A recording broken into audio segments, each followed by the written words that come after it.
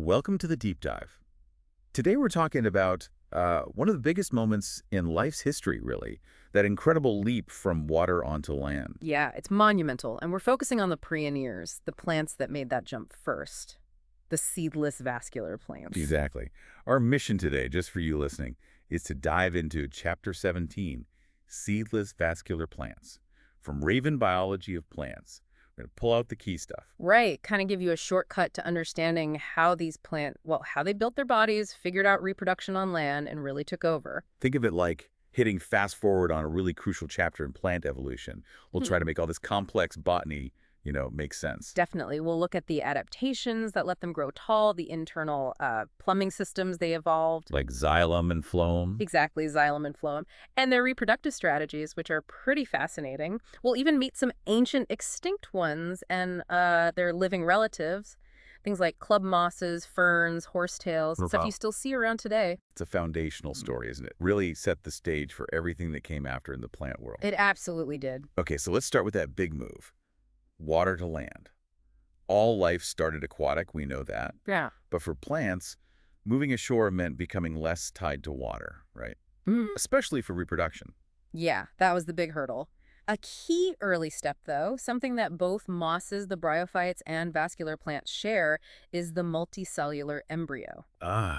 The embryo phase. Right. That tells us they form a single lineage, the embryophytes, and likely shared ancestors with certain types of green algae, the charophytes. But they all have that alternation of heteromorphic generations, meaning the two life stages look different. Correct. The gametophyte stage and the sporophyte stage are distinct.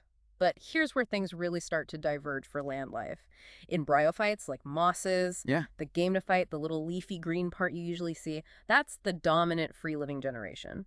The sporophyte is just this little stalk, totally dependent on the gametophyte. Which is why they stay small and need water for sperm to swim. Precisely. They're tied to damp environments. But vascular plants, they did something revolutionary. What was that? They flipped the script.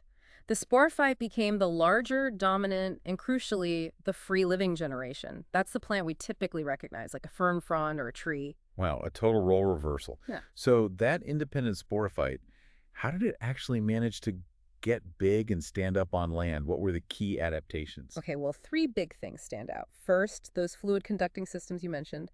Xylem for water and minerals coming up. And phloem for sugars going everywhere else. Exactly. Think of it like internal plumbing. Absolutely essential for getting bigger. Second, the ability to make lignin. Lignin, that's like the plant's structural reinforcement, right? You've got it. It gets built into the cell walls, gives them amazing rigidity. Suddenly, sporophytes could stand tall, resist gravity, compete for sunlight, unlike earlier plants that just relied on water pressure to stay upright. That structural support must have been huge. And it enabled something else, too. Yes, profuse branching. Because they were sturdy, they could branch out. Instead of one stalk with one spore sac, like in mosses. They could have lots of branches, each making spores. Loads of them. Multiple sporangia. This happened thanks to apical meristems, those growth points at the tips of stems and branches. Exponentially increased their reproductive potential. And this branching led to more specialized parts. Definitely. The plant body started differentiating into distinct roots below ground for anchoring and absorption. As shoot system, above ground, stems for support, leaves for photosynthesis. Right. And interestingly, while the sporophyte got bigger and more complex, the gametophyte generation went the other way. It became much smaller, often protected, and nutritionally dependent on the sporophyte. Okay, but let's not forget the name, seedless vascular plants. Despite all this cool stuff, They still needed water for fertilization. Their sperm are motile, they have flagella, they actually have to swim through environmental water to reach the egg. That's a big limitation compared to seed plants later on. still, even with that limitation, these adaptations were enough to make them dominant, right, back in the Devonian period. Oh, absolutely. By the Devonian, 400 million years ago or so, they were everywhere, shaping early terrestrial ecosystem. A huge diversity, many now extinct, but some lineages persisting. So let's get into that body organization. You said the earliest ones were simple. Incredibly simple. Think of Cooksonia, one of the oldest known, from maybe 425 million years ago. Just small, leafless, branching axes, maybe forking evenly. Dichotomously branching. That's the term. No true roots or leaves. Probably lived in damp places like mud flats. Really basic designs, just testing the waters of land life, so to speak. And then from that basic plan, things got more complex. Roots, stems, leaves. The whole root and shoot system we know. Right. And internally, you see the development of 3 continuous tissue systems. The outer protective layer, the dermal tissue or epidermis. The plumbing, the vascular tissue, xylem and phloem. And then the ground tissue filling everything else in, like the cortex and stems or mesophyll and leaves. It's the tissue that embeds the vascular strands. And growth happened in 2 main ways. Yeah. Primary growth is about getting longer stems growing taller, roots pushing deeper. That comes from those apical meristems at the tips. Lots of plants, ancient and modern, only ever do primary growth. But then came secondary growth. Ah, yes. Showing up around the middle Devonian. This is growth in thickness, making stems and roots wider. It's driven by lateral meristems. Like the vascular cambium. Exactly. The vascular cambium makes secondary xylem, that's wood, essentially, and secondary phloem. And then there's the cork cambium, which makes the outer bark, the periderm, replacing the epidermis. But you said this is rare in living seedless vascular plants. Very rare today. The quillwort, Isoedes, is one of the few exceptions that still has a form of secondary growth. It's a key difference compared to seed plants, most of which have it. Let's double-click on the xylem cells for a second. The main ones are tracheids. Tracheids, yeah. They're elongated cells, tapered at the ends, and critically, they have those strong lignified walls. So they do double duty, water transport, and structural support. They were absolutely vital for plants getting tall. And they're the main water conductors in most non-flowering vascular plants. That's right. Vessel elements, which are more specialized and efficient water pipes, are mostly found in flowering plants, the angiosperms. Though, interestingly, vessel elements popped up independently in a few other groups, too. Classic convergent evolution. Okay, and how this vascular tissue is arranged inside the stem or root matters, too, right? The stele. Yes, the stele is the central cylinder of vascular tissue, plus any associated ground tissue, like pith. The simplest, most ancient type is the protostele. Proto meaning first. Kinda, yeah. It's basically a solid core of xylem, often surrounded by phloem or with phloem mixed in. You find it in extinct early plants, in lycophytes, and actually in most roots, even today. Then what came next? The siphonostle. Think of a tube of vascular tissue surrounding a central pith of ground tissue. Phloem can be just on the outside or sometimes on both sides of the xylem. And this is common in ferns. Very common in ferns and many other seedless vascular groups. A key feature here is leaf gaps. When a vascular strand branches off to supply a leaf, it leaves a gap in the main vascular cylinder. Exactly, a gap filled with parenchyma, ground tissue. Seeing those gaps is a good sign you're looking at a siphonostle, typically associated with larger leaves. And the third type? The eustele. This is what you see in most seed plants.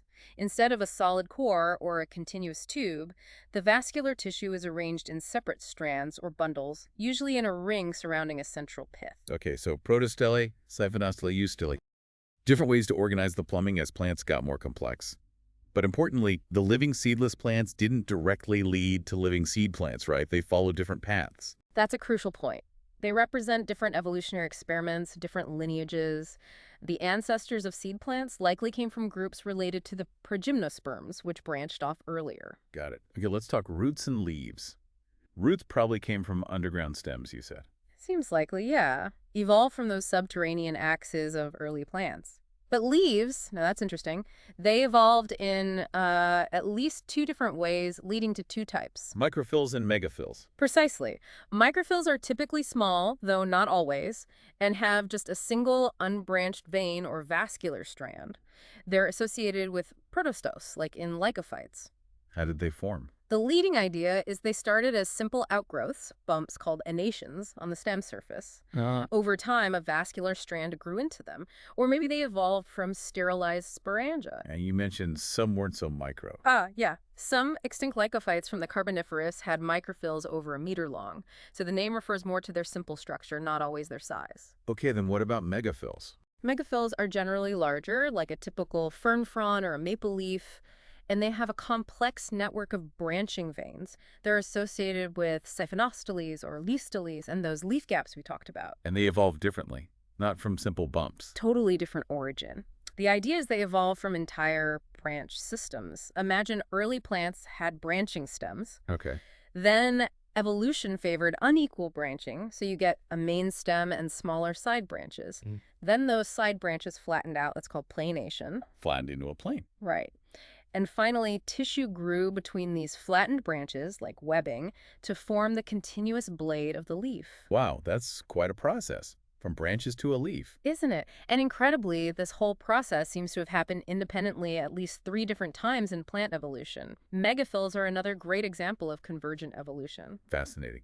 Okay, let's shift to reproduction. We know they're oogamous, big egg, small swimming sperm, and have that alternation of generations with the big sporophyte. Correct. Now, within that framework, there are 2 main strategies for spore production: homospory and heterospory.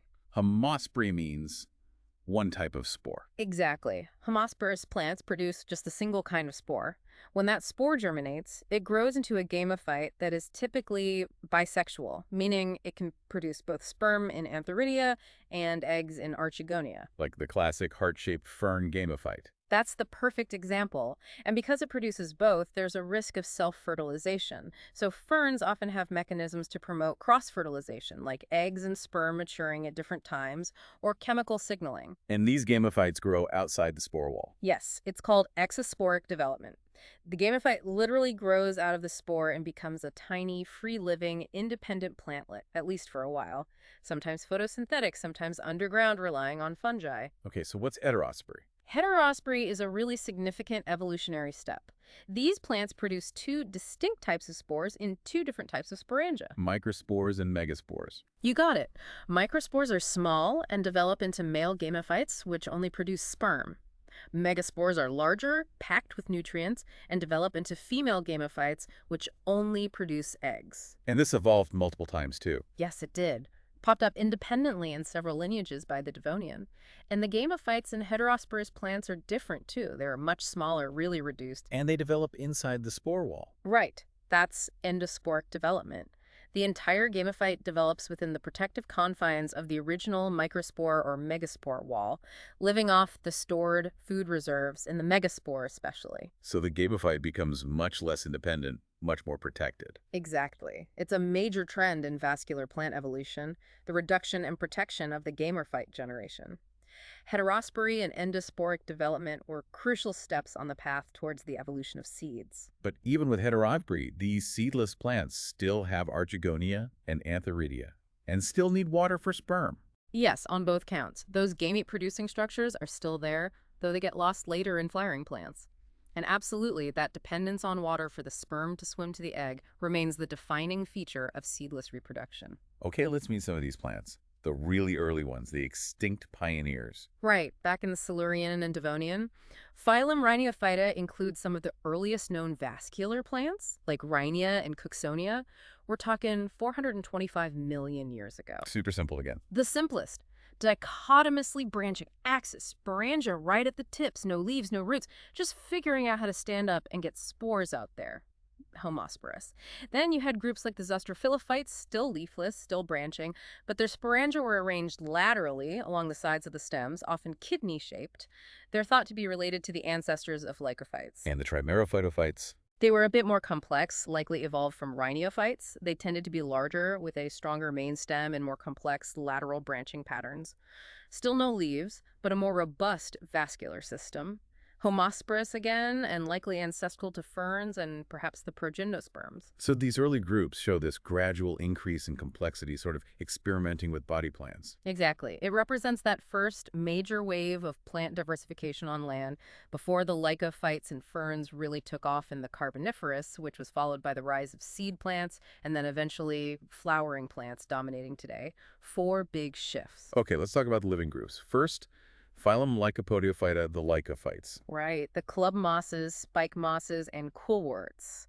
This lineage split off very early back in the Devonian from the line leading to all other vascular plants, the Euphelophyte. And they all have microphylls, right? And that simpler sporangium type. Correct.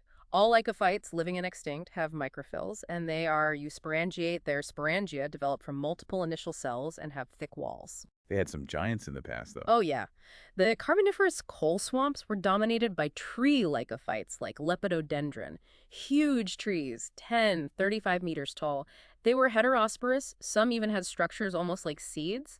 But the ones alive today are all small, herbaceous plants. Like the familiar club mosses, Lycopodiaceae. Yeah, things like Lycopodium. They usually have protosteles, spirally arranged microphyls. Most are homosporous, producing one type of spore. And the spores are often in cones, strobili. Sometimes, yeah. In Lycopodium, the spore-bearing leaves, the sporophylls, are clustered into strobili at the stem tips. In others, like Cuperdia, they're just mixed among the regular leaves. Their gametophytes are bisexual, sometimes green, sometimes underground, with fungi, and yes, sperm need water. Then the spike mosses, Selaginella. Selaginella is different. Still herbaceous, has microphyls, often form strobili, but they have that unique little flap, the ligule, on their leaves. And the big story for Selaginella is heterospory. Right, microspores and megaspores. Yes. 2 spore sizes, leading to tiny endosporic male and female gametophytes developing inside the spore walls. Remember the resurrection plant? Selaginella lepidophylla, that's one of these. Cool. And the last lycophyte group. The quillworts, Isoetes, quite unique looking. They're considered the closest living relatives to those giant carboniferous tree lycophytes. What do they look like? They have this short, fleshy underground stem called a corm, with roots coming off the bottom and a tuft of quill-like microphylls coming off the top. They are also heterosporous and have a ligule. And they have that rare secondary growth. Yeah, a specialized vascular cambium in the corm produces some secondary tissues. Really interesting plants. Some even get carbon from the soil sediments and don't have stomata. Wow. Okay, moving on to the next big phylum. Arnella? Holophida.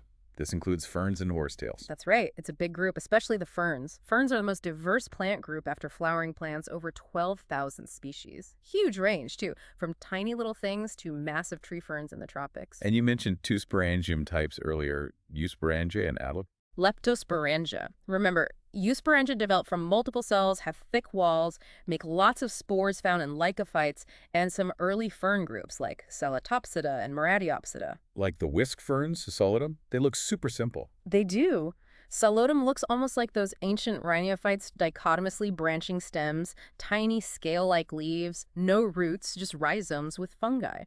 But that simplicity is actually thought to be a derived condition, a simplification from more complex ancestors. They're eusporangiate. And Leptosporangia, that's the advanced type. Yes, found only in the largest group of ferns, the Polypodiopsida. Leptosporangia develop from a single initial cell, have a thin wall, usually just one cell layer thick, produce fewer spores, and crucially, have that annulus. A catapult thing. Exactly. That ring of cells, the annulus, dries unevenly, builds up tension, and then snaps back, flinging the spores away from the parent plant. A really neat dispersal mechanism. So the Polypodiopsida, these are the ferns we mostly see. Yes, the most common familiar ferns. They typically have siphonosteles in their rhizomes and large, often complexly divided megaphylls, the fronds. Fiddleheads. Fiddleheads, right? The young fronds uncoil, like that is, it's called circinate vernation, protects the delicate growing tip. And their sporangia are usually clustered in sori on the underside of the frond, sometimes covered by a little protective flap, the indusium. And they are homosporous, producing that heart-shaped gametophyte. Mostly homosporous, yes. Producing that free-living bisexual gametophyte, the prothalis. Needs water for fertilization, then the new sporophyte grows right out of it. Though some have those weird, long-lived gametophytes that just reproduce asexually. Are there any heterosporous ferns? Just one group living today, the water ferns. Order Salviniales. Things like Marsilea, which looks like a 4-leaf clover and produces spores inside hard, drought-resistant structures called sporocarp. And Azolla, the tiny floating one. Yes, Azolla, the one used in rice paddies because it fixes nitrogen via symbiotic cyanobacteria. Also Salvinia, another floater with specialized leaves. They are all heterosporous with endosporic gametophytes, much like Selaginella. Okay, last group in Manilophyta, the horsetails, Equisitopsida. Ancient lineage, back to the Devonian, had tree forms like calamites in the Carboniferous swamps. But today, just one living genus, Equisetum. About 15 species. The scouring rushes, because they have silica. Exactly. Stems are rough, jointed, ribbed, with whorls of tiny scale-like leaves at the joints. They have underground rhizomes. They're homosporous. Spores and cones again? Yep, strobili at the tips of stems made of these unusual umbrella-shaped structures called sporangiophores that bear the sporangia underneath, and their spores are unique too. Elaters. The elaters, four ribbon-like bands attached to the spore that coil and uncoil with humidity changes, helping them catch the wind or tangle together for dispersal. Pretty cool. Their gametophytes are green, free-living, often bisexual, and need water for their multiflagellated sperm. So wrapping this all up, this deep dive really highlights the incredible steps plants took to conquer land. Absolutely. It was all about solving fundamental problems. Getting water, supporting themselves against gravity, reproducing effectively out of water. Vascular tissues, xylem and phloem were key. Lignin for support was a game changer. And branching allowed them to get bigger, compete better, and produce way more spores. Right. And we saw the evolution of specialized organs, roots, stems, and two kinds of leaves, microphyls and megaphylls, evolving independently. Plus that fascinating shift in reproduction, from homospore with free-living gametophytes to heterospore with tiny, protected gametophytes developing inside the spore, a clear trend towards reducing and protecting that vulnerable stage. It really sets the stage for understanding seed plants later on, but these seedless groups have an amazing story in their own right. Definitely. Their legacy is huge, from forming ancient coal forests to the ferns, club mosses, and horsetails still thriving all around us today. They show incredible resilience and adaptation, even without seeds. Yeah, they really are survivors from a different era. So here's something to think about. How different would our world look if seed plants had never become dominant? What if these seedless groups had continued to rule the land? What kinds of ecosystems might we see today? That's a fascinating thought experiment. A world dominated by ferns and lignifieds. Very different indeed. Well, that brings us to the end of our deep dive. Thanks so much for joining us to explore the world of seedless vascular plants. It's been great exploring this foundational chapter of plant life with you. From all of us here at the Deep Dive, thanks for listening. We'll catch you on the next one.